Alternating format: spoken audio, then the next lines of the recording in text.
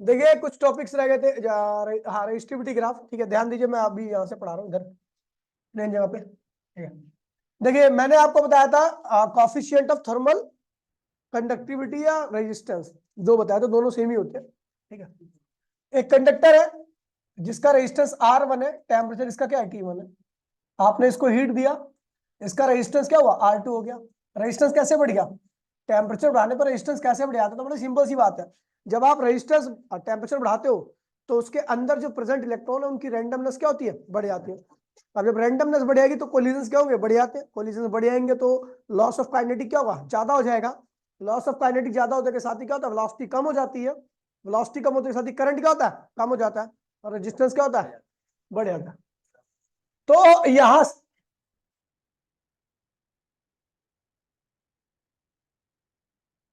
Delta R क्या है, change in resistance, वो क्या होगा R2 माइनस R1। तो बाय ऑब्जर्वेशन ये देखा गया, ऑब्जर्वेशन में देखा गया क्या, कि जो डेल्टा आर है वो किसके डायरेक्टली प्रोपोर्शनल है, चेंज इन टेम्परेचर की। आप जितना ज्यादा टेम्परेचर का चेंज करोगे उतनी ज्यादा रैंडमनेस क्या होगी, बढ़ेगी। रैंडमनेस बढ़ेगी तो उतनी ज्यादा क्या होगा, कोलिजन होगा। उतनी ज्यादा काइनेटिक में लॉस आएगा। उतनी कम वेलोसिटी होगी, उतना ज्यादा क्या होगा रेजिस्टेंस होगा। दूसरा, चेंज इन रेजिस्टेंस आपको इनिशियल रेजिस्टेंस पे भी डिपेंड करता है। कंबाइन करने पे एक रिलेशन आता है R1 delta T. Proportionality constant लगा हटाने के ये जो प्रोपोर्शनलिटी कांस्टेंट है उसको हटाने के लिए हमने एक कांस्टेंट लगाया जिसको हमने क्या कहा, अल्फा। इसे कहते हैं कोएफिशिएंट ऑफ थर्मल कंडक्टिविटी और रेजिस्टिविटी और रेजिस्टेंस नॉर्मली कह सकते हो आप। ठीक है, ये अलग अलग मटेरियल के लिए क्या होती है, अलग अलग होती है। मेटल की बात करूं तो मेटल के लिए अल्फा क्या होता है, पॉजिटिव होता है। इंसुलेटर के लिए, इंसुलेटर के लिए अल्फा की वैल्यू क्या होती है भैया, ऑलमोस्ट जीरो होती है, और एलॉय के लिए भी होती है। ठीक है, और सेमी के लिए, सेमी कंडक्टर के लिए, सेमी कंडक्टर क्या होते हैं, जिनकी कंडक्टिविटी मेटल और इंसुलेटर के बीच में लाई करती है, उनके लिए अल्फा की वैल्यू क्या होती है, नेगेटिव होती है। अल्फा पॉजिटिव होने का मतलब है कि टेम्परेचर आप बढ़ाओगे तो रेजिस्टेंस भी क्या होगा, बढ़ेगा। अल्फा जीरो का मतलब होता है कि टेम्परेचर आप बढ़ाओगे, रेजिस्टेंस क्या रहेगा, ऑलमोस्ट कांस्टेंट रहेगा। क्या रहेगा, इसमें चेंज होने वाला नहीं है। और अल्फा नेगेटिव का मतलब होता है कि यदि आप टेम्परेचर बढ़ाओगे तो रेजिस्टेंस क्या होगा, कम हो जाएगा। ठीक है, इसमें कारण अभी पता लग जाएगा आपको। अच्छा, यहाँ पर R1 आएगा और ये क्या होगा, डेल्टा टी होगा। उसके बाद आपको R1 को क्या लिखोगे, तो डेल्टा आर को क्या लिखोगे, R2 माइनस R1 बराबर में ये क्या हुआ अल्फा, और इधर क्या हुआ R1, और ये क्या हुआ T2 माइनस T1। ठीक है भैया, तो R2 क्या होगा, R1 plus alpha R1 T2 minus T1। तो भैया R2 कॉमन ले लीजिए, R1 कॉमन लीजिए तो क्या होगा, one plus alpha T2 minus T1। ये कैलकुलेशन ऑफ फाइनल रेजिस्टेंस है, कैलकुलेशन ऑफ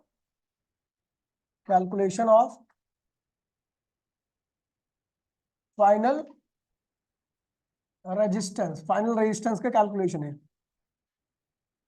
ठीक है, अब रेजिस्टिविटी भी निकालने के लिए कई बार आता है। तो रेजिस्टेंस क्या होता है, रो एल बाय ए।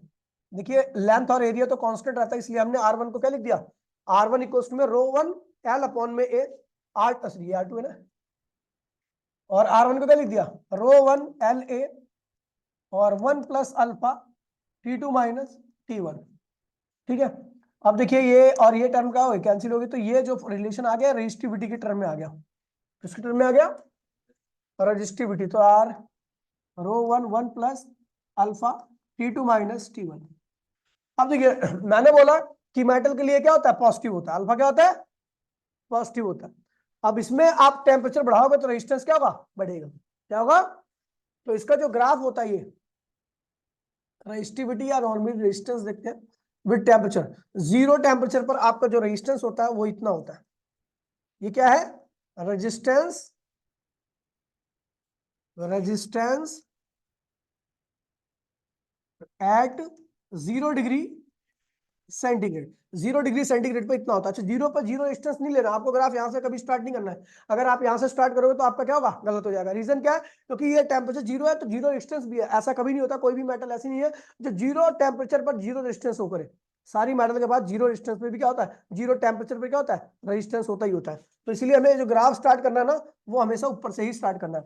और यहाँ पर हम देख रहे हैं टेम्परेचर बढ़ेगा तो रेजिस्टेंस भी क्या होगा, बढ़ेगा। ये थोड़ा एक्सपोनेंशियल ग्रोथ होती है। क्या होती है, एक्सपोनेंशियल ग्रोथ होती है इसके अंदर। ठीक है भैया, तो इसलिए ग्राफ क्या हो जाता है, इस तरीके का। ठीक है।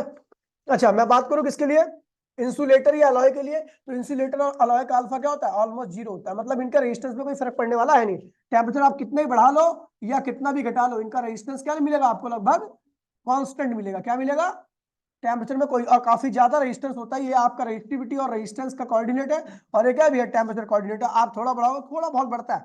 ये अलॉय के लिए हो गया। किसके लिए हो गया, अलॉय के लिए। ठीक है। और उसका इंसुलेटर का तो आपका रेजिस्टेंस हमेशा क्या रहेगा, कांस्टेंट ही बना रहेगा। ये इंसुलेटर का होता है। ठीक है, इंसुलेटर का। अब मैं बात करूं सेमीकंडक्टर। अच्छा, ये इसमें ऐसा रेजिस्टेंस बढ़ता क्यों है, इसमें मेटल के केस में रेजिस्टेंस बढ़ता क्यों है। तो आपको एक रिलेशन पता होगा, बीना। क्या पता होगा, अगर मैं मेटल की बात करूं तो मेटल में ये सारी टर्म्स क्या होती है, कांस्टेंट होती है।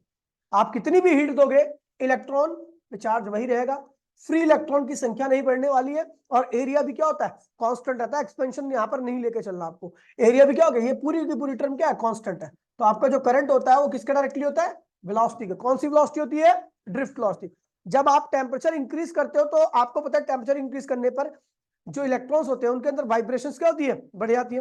वाइब्रेशन बढ़ने की वजह से कोलिजन्स क्या होंगे, बढ़ जाएंगे। काइनेटिक एनर्जी में लॉस क्या होगा, बढ़ जाएगा। वेलोसिटी क्या होगी, वेलोसिटी कम होगी तो करंट क्या होगा, कम हो जाएगा। करंट कम हो जाएगा तो रेजिस्टेंस क्या होगा। इसीलिए मेटल का आप टेम्परेचर बढ़ाओगे तो उसका रेजिस्टेंस क्या होता है, एक्सपोनेंशियली बढ़ता है। समझ गया। अब देखिए इस केस में क्या होता है कि इसका रेजिस्टेंस इफेक्ट नहीं करता। ठीक है, बहुत बहुत कम इफेक्ट होता है इसके ऊपर। इंसुलेटर पे तो कोई फर्क नहीं पड़ता, क्योंकि आपको बता दूं इंसुलेटर के केस में फ्री इलेक्ट्रॉन की संख्या क्या होती है, 0 होती है। तो वो कभी भी कंडक्टर नहीं बन सकता। ठीक है, तो इसलिए उसकी बात ही नहीं करेंगे। एलॉय की बात करता हूं, तो एलॉय का रेजिस्टेंस ऑलरेडी क्या होता है, बहुत ज्यादा होता है, बहुत ज्यादा। ठीक है, एलॉय जो भी आप देखते हो ना एलॉय, उन सबका रेजिस्टेंस क्या होगा, बहुत ज्यादा होगा। कंडक्टिविटी बहुत कम होती है। अब जिसका रेजिस्टेंस ही ऑलरेडी बहुत ज्यादा है, तो आप टेम्परेचर दोगे तो कितना बढ़ेगा, थोड़ा ही बहुत बढ़ेगा। वो तो लगभग सैचुरेट होने की कंडीशन में है ना, इतना हाई रेजिस्टेंस है। अब उसके बाद आप टेम्परेचर बढ़ाकर भी रैंडमनेस बढ़ा लोगे तो कितना रेजिस्टेंस बढ़ेगा, तो ऑलमोस्ट नेग्लिजिबल ही बढ़ता है। इसलिए अलॉय के केस में क्या होता है, रेजिस्टेंस लगभग क्या होता है, टेम्परेचर पर डिपेंड नहीं करता। अब बात करता हूं भैया सेमीकंडक्टर की, इसको थोड़ा ध्यान सुनना। सेमीकंडक्टर की बात करता हूं, सेमीकंडक्टर के केस में बात करता हूं, आपका कंडक्टिविटी यही होती है सेमी की, वीना क्या होती है। और सेमीकंडक्टर में बता दूं तो सेमीकंडक्टर में फ्री इलेक्ट्रॉन्स जो होते हैं उनकी संख्या थोड़ी कम होती है। मैं सेमीकंडक्टर भी पढ़ाऊंगा तो आप देखोगे मैं सिलिकॉन का लैटिस स्ट्रक्चर बनाता हूँ। सिलिकॉन का लैटिस स्ट्रक्चर मतलब उसका जो मतलब दिखता है ना जैसा सॉलिड होता है, उसके एटॉमिक लेवल पर अगर आप देखोगे तो सिलिकॉन के पास ऐसा होता है। सिलिकॉन के पास 4 इलेक्ट्रॉन होते हैं। ठीक है, ऐसे बना लो, पहले एक काम करो, सिंपल सा। ये सिलिकॉन है, ये सिलिकॉन है, ये सिलिकॉन है, ये सिलिकॉन है, सिलिकॉन। बात मत कीजिए, बेटर रहेगा वरना बहुत मारूंगा मैं। सिलिकॉन, ठीक है, ये सिलिकॉन है। आप क्या करते हैं, जो सिलिकॉन होते हैं अपने आसपास के एटम से कुछ इस तरीके के क्या करते हैं, बॉन्डिंग क्रिएट कर लेते हैं।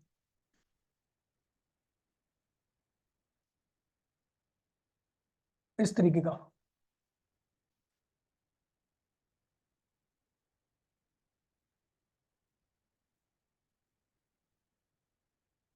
ये इस तरीके के बॉन्ड होते हैं, और हर एक बॉन्ड पे एक एक छोड़ के आपको एक एक इलेक्ट्रॉन फिलअप कर देना है ऐसे।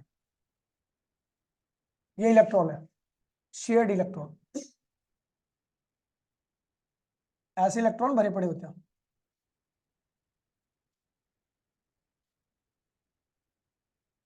अब होता क्या है, चलो मैं बस यहीं तक करता हूँ इस वाले मिडल वाले को।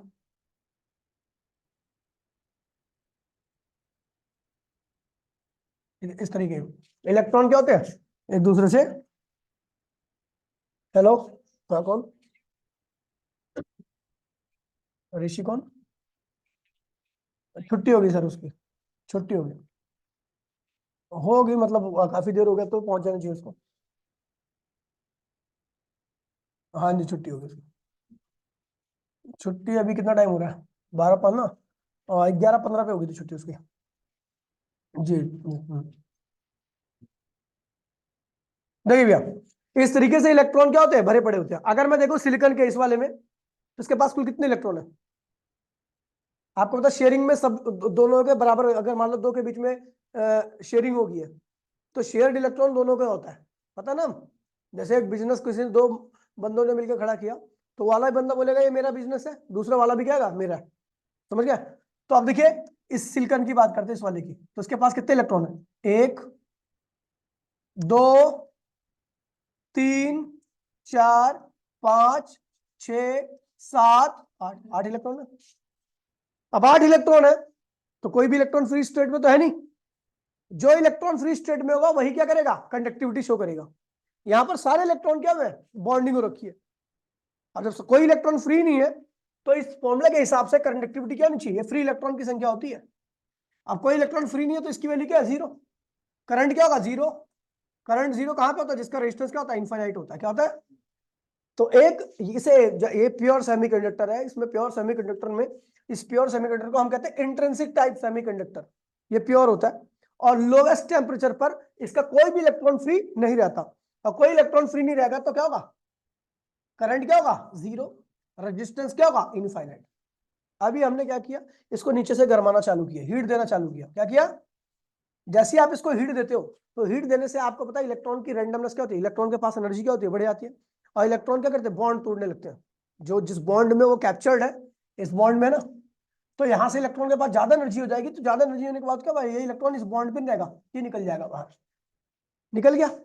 अब एन की वैल्यू क्या होगी, 0 नहीं रही, तो इसका मतलब अब करंट क्या होगा, आ जाएगा, है ना, क्योंकि एन की वैल्यू अब 0 नहीं है। और हीट दोगे तो ऐसे ही और सारे बॉन्ड टूटेंगे। आप देख रहे हो हीट देने पर फ्री इलेक्ट्रॉन की संख्या बढ़ रही है। टेम्परेचर कम था तो इलेक्ट्रॉन के पास एनर्जी कम थी, सारे के सारे कहां पे थे, बॉन्ड के ऊपर फिक्स थे। तो इसलिए कम टेम्परेचर पर रेजिस्टेंस क्या होता है, सेमी का इंफिनिटी होता है, बहुत ज्यादा होता है। थोड़ा रेजिस्टेंस टेम्परेचर बढ़ाओगे, एक आख इलेक्ट्रॉन फ्री होगा, कंडक्टिविटी आ जाएगी।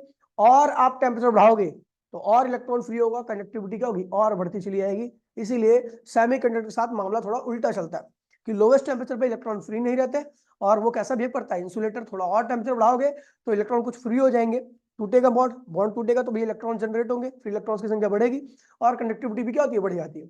और ज्यादा बढ़ाओगे तो और फ्री इलेक्ट्रॉन्स की संख्या बढ़ेगी, और कंडक्टिविटी क्या होगी, यही बढ़ जाएगी। तो इसलिए ध्यान रखना कि इसका रेजिस्टिविटी ग्राफ जो होता है और टेम्परेचर ग्राफ जो होता है वो किस तरीके का होता है, क्योंकि हाई रेजिस्टिविटी लो टेम्परेचर, लो रेजिस्टिविटी हाई टेम्परेचर, समझ गए भैया। क्योंकि टेम्परेचर बढ़ाने से फ्री इलेक्ट्रॉन की संख्या क्या होती है, बढ़ती है, करंट कैरियर की संख्या क्या होती है, बढ़ती है। इसलिए रेजिस्टेंस लगातार क्या होता है, सेमीकंडक्टर का कम हो जाता है, इसलिए इसका अल्फा क्या बना जाता है, नेगेटिव। समझ गया, क्लियर है भैया, आगे बढ़े, ये आ गया।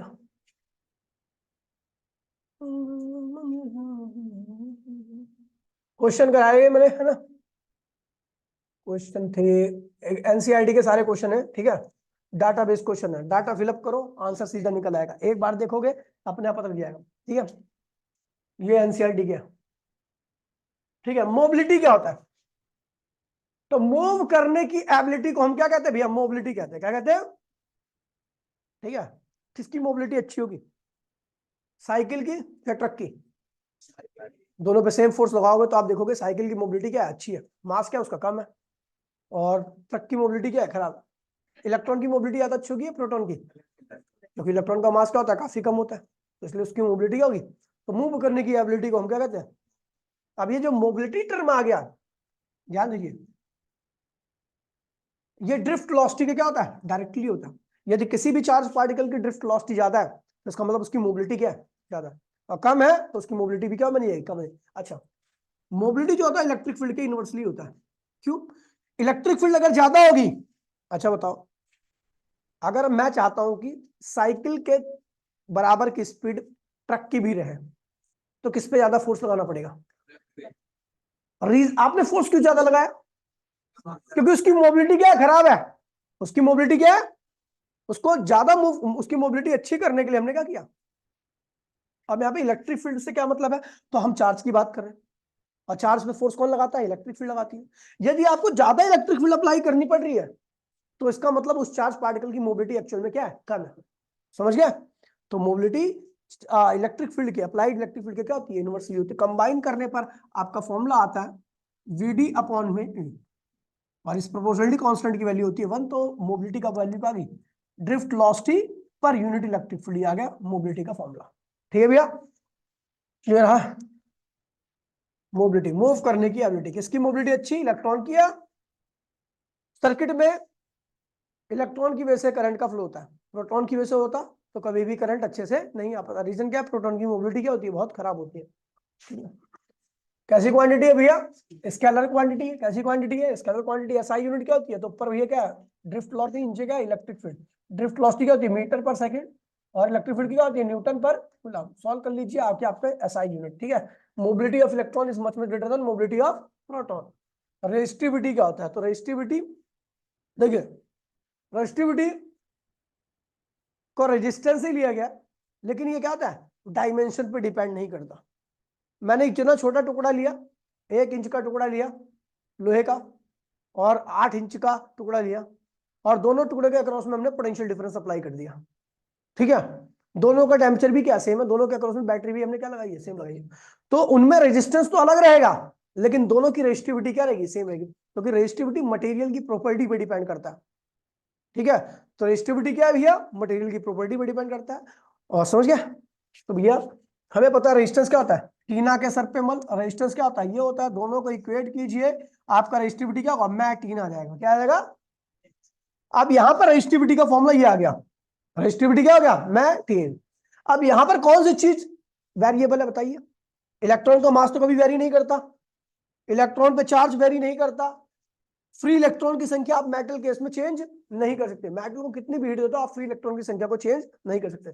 तो यहां पर वेरिएबल कौन है, रिलैक्सेशन टाइम।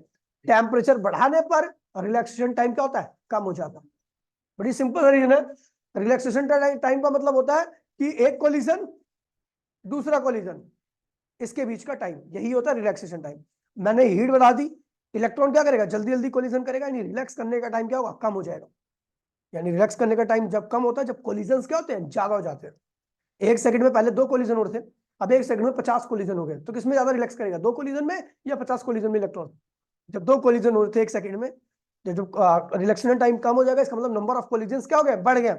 और कोलिजन बढ़ने पर काइनेटिक में लॉस क्या होता है, बढ़ जाता है। और काइनेटिक में लॉस बढ़ जाएगा तो ये जाहिर सी बात है वेलोसिटी क्या होगी, कम हो जाएगी। वेलोसिटी कम होने पर करंट क्या होता है, कम हो जाता है। ड्रिफ्ट वेलोसिटी वाला relation, current equals to V ना।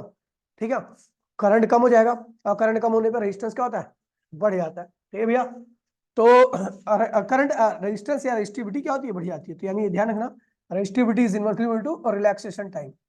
ठीक है, ये ज्यादा रहेगा, ये ज्यादा रहेगा, तो नंबर ऑफ कोलिजन क्या होंगे, अगर ये ज्यादा रहेगा, रिलैक्स ज्यादा करेगा इलेक्ट्रॉन, तो कोलिजन तो कम कर रहा है ना, नंबर ऑफ कोलिजन क्या होंगे, कोलिजन क्या होंगे, समझ गए, कम होंगे। ठीक है, तो उसके बाद वैसे ही उसी हिसाब से कर लेंगे। ठीक है, आगे बढ़े।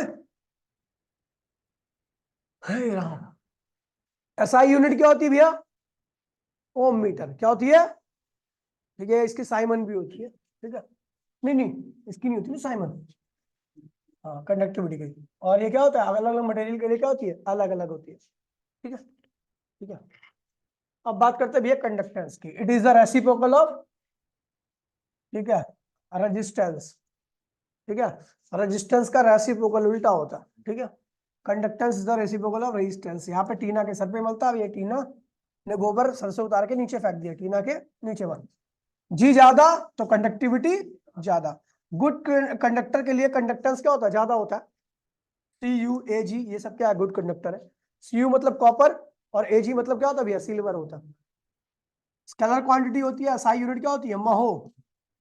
ठीक है, ओम का उल्टा, ऐसा महो नहीं पर ओम लिख दो, या ओम को उल्टा लिख दो, ओम होता है ना। ठीक है, ओम ऐसे लिखा जाता है, ऐसा उल्टा लिख दो। ठीक है, महो या साइमन। ठीक है,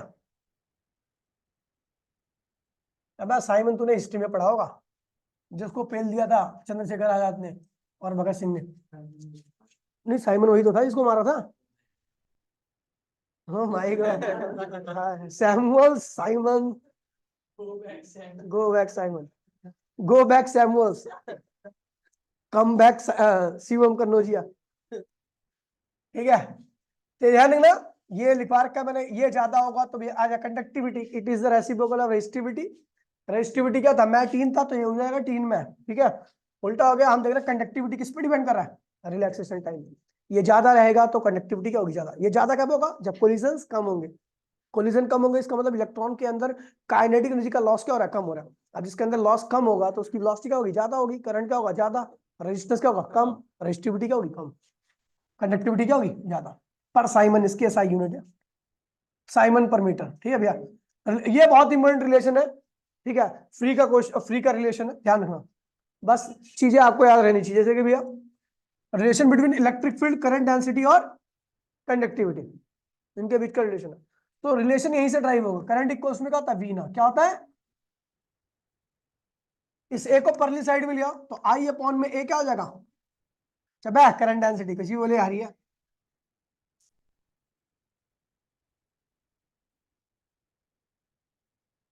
ए, और वीना को क्या ये ड्रिफ्ट वेलोसिटी क्या लिखो, capital E small E M upon में, ये क्या होगा, उल्टा लिख दिया ना,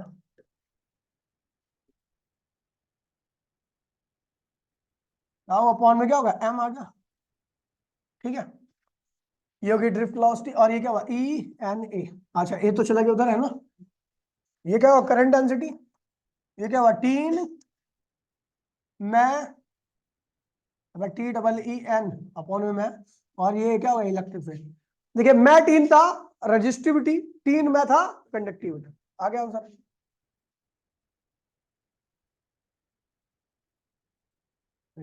ठीक है भैया, 2 मार्क्स का डेरिवेशन है, ठीक है। उतने अपने आप से कर लेगा 2 मार्क्स, नकल नहीं चाहिए तो। देखिए हर्षित बेटा देखो, देखिए क्या ये, क्या ये श्योर,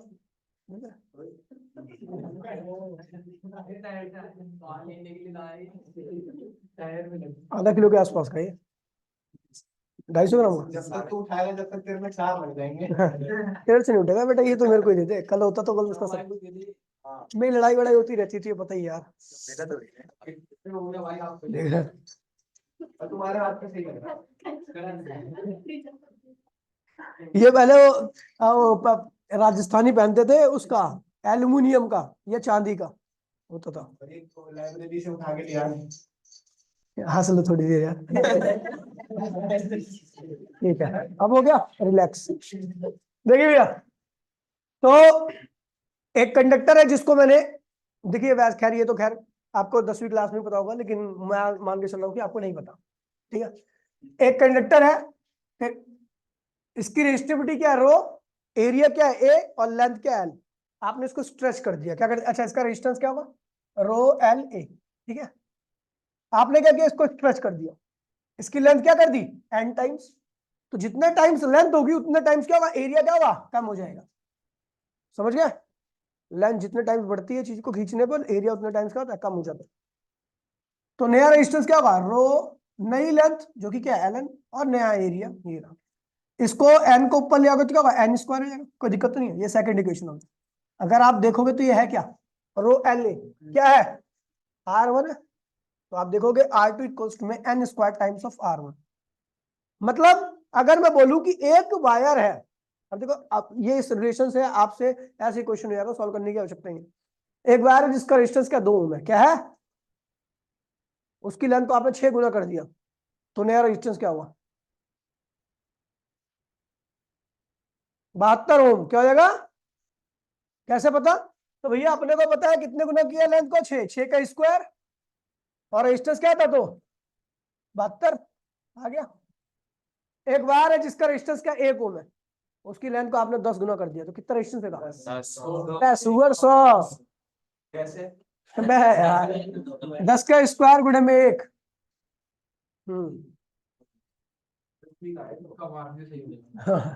अक्कड़ बक्कड़ खेल लियो बारी। ठीक है, अब देखिए ऐसे क्वेश्चंस एक नंबर के आते हैं। कह रहा है CU wire of non uniform area of cross section, उसका एरिया ऑफ क्रॉस, उसका एरिया क्रॉस सेक्शन क्या है, नॉन यूनिफॉर्म है। अभी तो यहाँ पर एक चीज बोल रखे, अबे यार इसे निकाल यार रुक जा।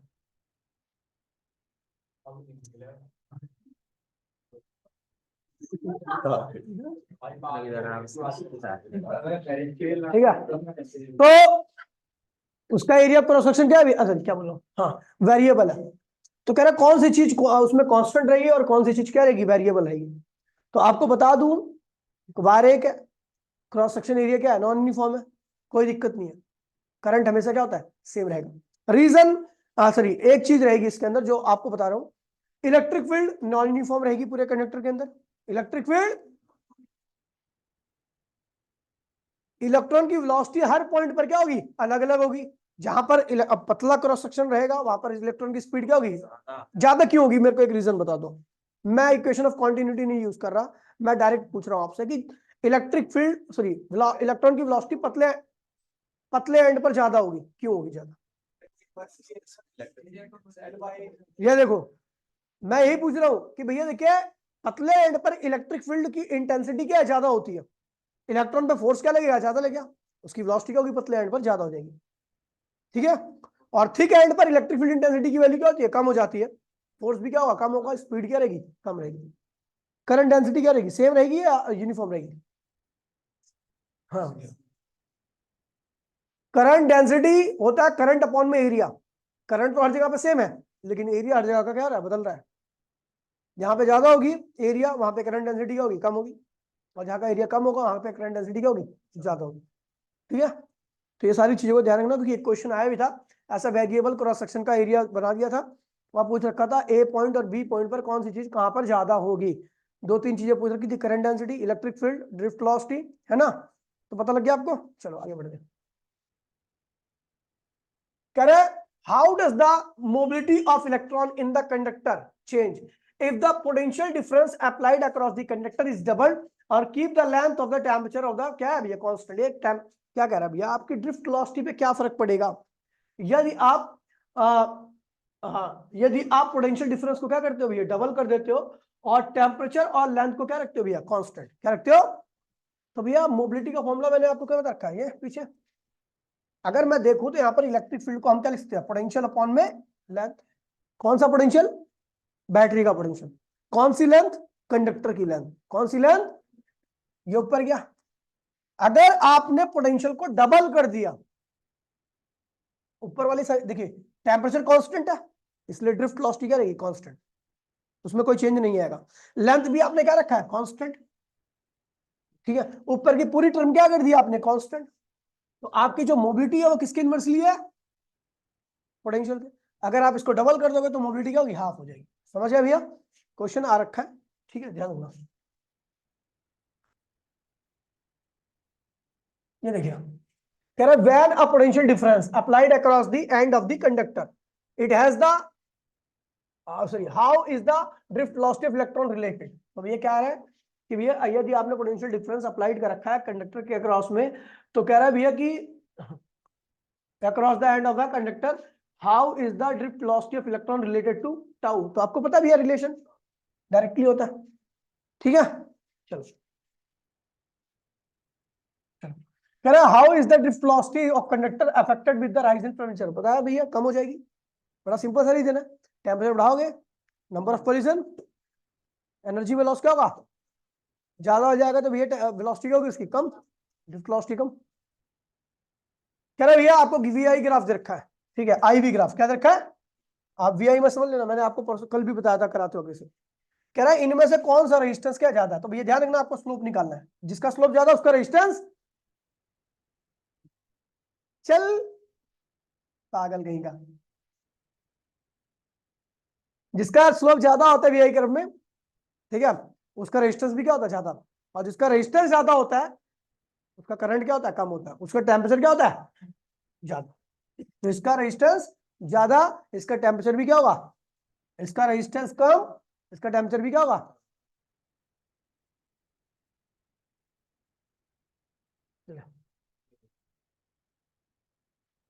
अभी मैं तेरे साथ दंगे करूंगा, चलेगा?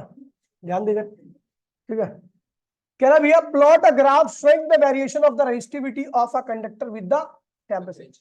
तो भैया मेटल के लिए तो ऐसे ही बनाया था अभी मैंने, ठीक है। ये ध्यान में, कौन है ये ऊपर? ऊपर दंगे चलते तुम बहुत चुप रहो।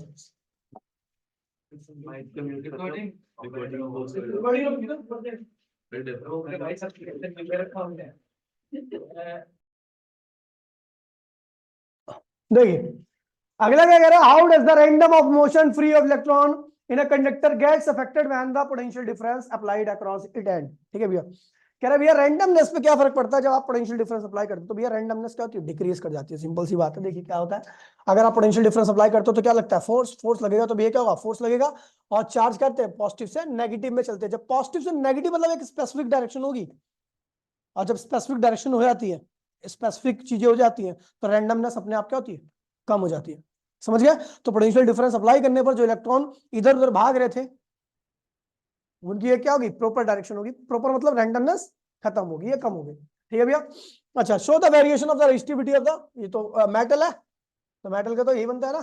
चलो, तो भैया ये तो आउट ऑफ सिलेबस है, ये नहीं कर रहे हैं, ठीक है। फिर भी क्वेश्चन आते हैं सीरीज और पैरेलल में। आप लोग रेजिस्टेंस को जानते हो कि रेजिस्टेंस किस प्रकार से जुड़ेगा, क्वेश्चन है, लेकिन डेरिवेशन आउट ऑफ सिलेबस है, डेरिवेशन तो ही नहीं कुछ भी। और पैरेलल में क्या होगा? अब देखिए क्या रहा है भैया, एक ग्राफ है, देखिए इस तरह क्वेश्चन आता है, और ये क्या होगा? अभी 5 मिनट है ना, ठीक है। ये ग्राफ दे रखा है, किसका है? करंट और वोल्टेज का। अब कह रहा है भैया कि किस रीजन में, कह रहा है graph showing the variation of current versus voltage of a material, ठीक है। आइडेंटिफाई द रीजन, पहला क्या कर रहा है? Negative resistance. अब एक चीज देखिए, हम वीआई कर्व पढ़ रहे हैं, हम क्या पढ़ रहे हैं? वीआई कर्व की कौन सी चीज हमें रेजिस्टेंस देती है? स्लोप। जब स्लोप आपका पॉजिटिव रहेगा तो रेजिस्टेंस क्या होगा? पॉजिटिव। अन्यथा स्लोप क्या होगा? नेगेटिव, तो रेजिस्टेंस भी क्या होगा? ये ध्यान रखना। तो किस रीजन में रेजिस्टेंस नेगेटिव होगा? जिस रीजन में स्लोप क्या होगा आपका? नेगेटिव होगा, उस रीजन में आपका रेजिस्टेंस भी क्या होगा? नेगेटिव होगा। ये चीजें ध्यान रखना। और क्या कर रहा है वैन, कहां पर ओम्स लॉ का पालन किया जा रहा है? ओम्स लॉ का, ओम्स लॉ होता क्या है? ये होता है। अब इसका अगर आप ग्राफ कहीं पे खींचोगे तो ग्राफ हमेशा कैसा आएगा? सीधा। क्या आएगा? अगर कहीं पर भी किसी रीजन में आपको स्ट्रेट ग्राफ दिख रहा है तो वहां पर ओम्स लॉ का ओबे कर रहा है, अन्यथा और कहीं पर क्या हो रहा है? टेढ़ा मेढ़े ग्राफ पर ओम्स लॉ वैलिड नहीं रहता। वैलिड वहीं पर रहता है जहां पे ग्राफ क्या होगा आपका? सीधा जाएगा। तो देख लेना आप, ठीक है भैया, हो गया, ये कंसेप्ट है इसके। ठीक है, ये आउट ऑफ सिलेबस है। जूल्स लॉ ऑफ हीटिंग क्या कहता है? जूल्स लॉ ऑफ हीटिंग क्या कहता है भैया कि जब देखिए, जब आप पोटेंशियल डिफरेंस अप्लाई करते हो तो रेजिस्टेंस आप वैनिश नहीं कर सकते कभी भी। इलेक्ट्रॉन बढ़ेगा, आपस में टकराएगा, टकराएगा तो एनर्जी में लॉस करेगा। कौन सी एनर्जी? काइनेटिक में। और काइनेटिक में जो लॉस होता है तो वो लॉस क्या होता है? किसकी फॉर्म में बाहर आता है? हीट की एनर्जी में। तो वही कह रहा है, जो हीट निकलती है, ठीक है, वो करंट के डायरेक्टली होती है, करंट के स्क्वायर के डायरेक्टली होती है, और टाइम के क्या होती है? डायरेक्टली होती है। इनको कंबाइन करने के बाद एक रिलेशन आता है, heat is directly equal to I square R T. क्या होता है? I square R T. इसी को क्या कहते हैं भैया? Joule's law of heating. क्या कहते हैं इसे? ठीक है, हो गया, आई स्क्वायर आर टी। ठीक है। अब ये देखिए हीट का तो फॉर्मूला है, ये वाला हीट का फॉर्मूला आप जब अप्लाई करोगे जब आपका सर्किट किसमें हो? सीरीज में हो। और ये वाला जब आप अप्लाई करोगे यहाँ पे पैरेलल में। ठीक है, ये ध्यान रखना, इन दोनों में पैरेलल में पोटेंशियल सेम रहता है, ठीक है। रेजिस्टेंस क्या होता है? 1/r1 1/r2, इसलिए। और सीरीज में करंट सेम रहता है, इसलिए करंट है। समझ गया? तो इस तरीके से आपका होगा। क्वेश्चन मैंने करवाई रखे होंगे हो। ये देखिए, ये सीरीज में है, आपको कुल रेजिस्टेंस, कुल हीट निकालनी है। क्या निकालनी है? तो आप क्या करोगे? हीट स्केलर क्वांटिटी होती है, आपको कोई भी आवश्यकता नहीं है, कोई भी जरूरत नहीं है कि आप कोई कॉम्बिनेशन देखो, आप डायरेक्टली क्या करोगे? ऐड करोगे। क्या करोगे? अबे यहाँ से भी 2 जूल हीट निकल रही है, यहाँ से 4 निकल रही है, यहाँ से 5, आपको कॉम्बिनेशन की जरूरत है क्या? हीट स्केलर है, मेरे को कुल निकालना है, 4 यहाँ से निकल रही है, 5 यहाँ से निकल रही है, 6 यहाँ से निकल रही है, बताओ कितनी निकल रही है? ऐड कर दो, ठीक है, ऐड कर दिया और फॉर्मूला बन गया आपका ये, ठीक है। और अगर पैरेलल में भी तो ये होगा, अगर 4 जूल यहां से निकल रही है, 5 जूल यहां से निकल रही है, टोटल हीट निकालो, क्या करोगे? कॉम्बिनेशन देखोगे क्या? अबे हीट स्केलर है, जोड़ दो सीधा, RH1 प्लस, चाहे सीरीज हो चाहे पैरेलल हो, आपको डायरेक्टली ऐड करना, फॉर्मूला अपने आप ही आपका बन जाएगा। ये पैरेलल का हो जाएगा और एक इसका हो जाएगा, ठीक है? कॉम्बिनेशन नहीं देख रहे आप, ठीक है?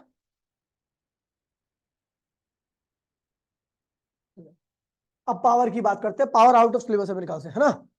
चलो नहीं है तो फिर भी पढ़ लो, क्या दिक्कत है? पावर क्या था? Rate of loss of heat या rate of loss of power या रेट ऑफ डूइंग वर्क, क्या कहलाता है भैया? पावर, ठीक है? लिखा हुआ है rate of loss of heat, rate of doing work, work ये हीट अपॉन में टाइम वर्क, ये सब क्या रेट है, सब है। इंस्टेंटेनियस में क्या होता है? डी लगा दो, क्या दिक्कत है? ठीक है? एसआई यूनिट क्या होती है? जूल पर वाट, और स्केलर क्वांटिटी ये, ठीक है? अच्छा हाँ, ये आपको पता पावर क्या होता है? हीट अपॉन में टाइम, हीट क्या था? आई स्क्वायर आर टी, टी से डी क्या हुआ? कैंसिल हो गया, आई आर क्या हो गया? आई स्क्वायर आर हो गया। ये फॉर्मूला आप जब यूज करोगे जब आपका सीरीज में हो सर्किट, ठीक है? सीरीज में लिखा हुआ है मैंने, ठीक है? और एक होता पावर, ये पावर का ये भी फॉर्मूला है,